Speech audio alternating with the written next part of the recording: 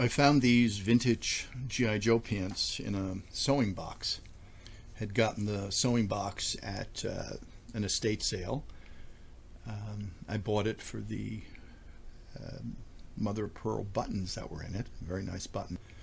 And while I was sorting through the other stuff, I came across this pair of G.I. Joe pants. It would seem that the grandmother repaired the snap.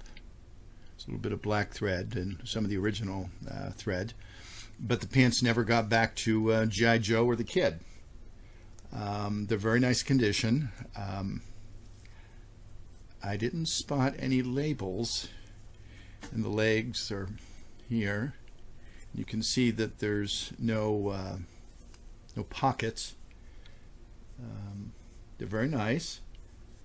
I don't think they've been used very much. I think they're Hasbro. I think they're G.I. Joe. And the sewing box looks like it's from the 1970s, so I imagine that these pants are also from the 1970s.